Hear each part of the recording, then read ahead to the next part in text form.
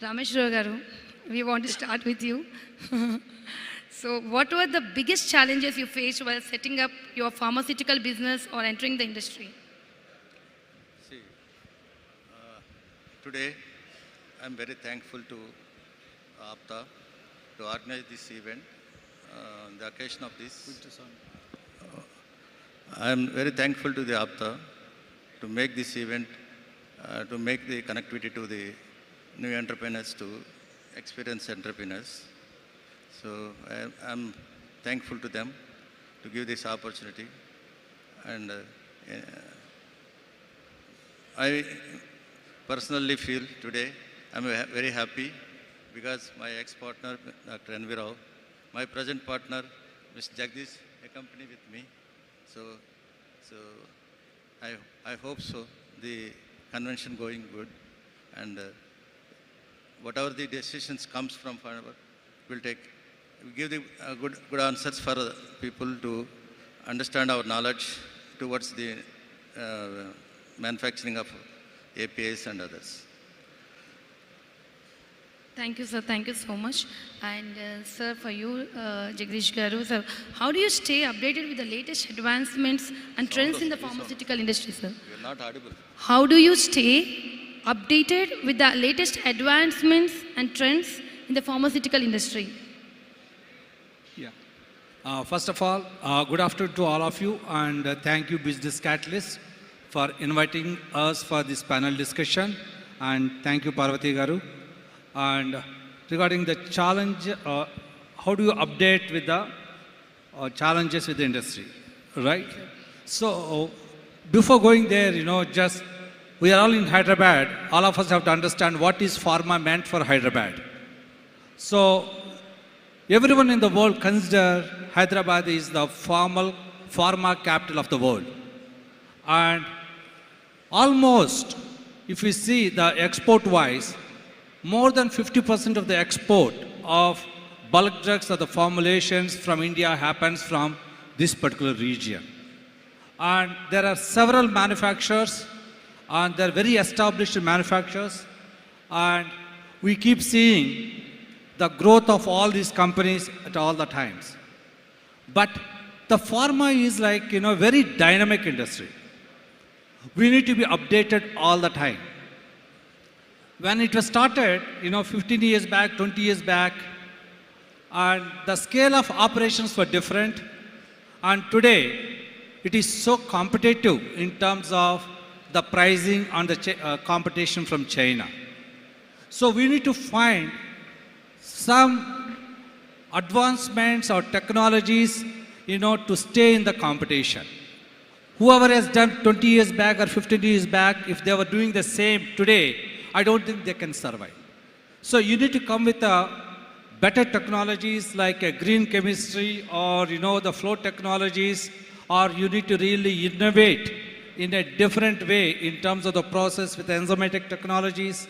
All that matters a lot, so that you need to have a very good research capability to stay in this game.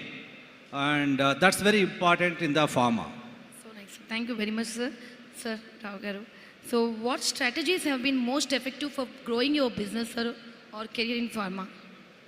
What strategies have been most effective for growing your business, which could be helpful to share to us?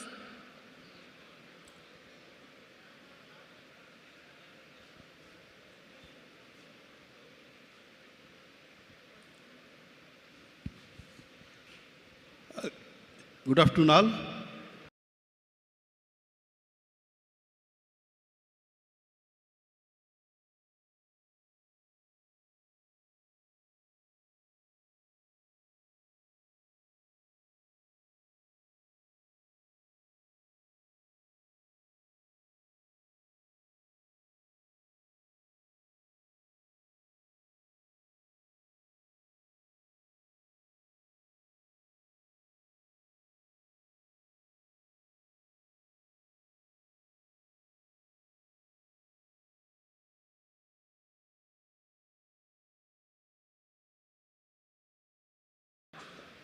And a thank in the youth, and it's a really, and it's a really catalyst for all these upcoming entrepreneurs and also for the entrepreneurs who wanted to diversify into other areas. Some of the panels are really interesting. We are following from the morning. So I hope this panel also will be provide you a outlet and a overview of how pharma is and what are the opportunities available in the pharma space. And can you repeat the question? Sir, I'm asking that what strategies have you made, sir, most effective strategies to start up your business? Thank you. So what is the strategy? Well, see, to begin with, I was not an entrepreneur in the beginning. Then I started my career in a industry to learn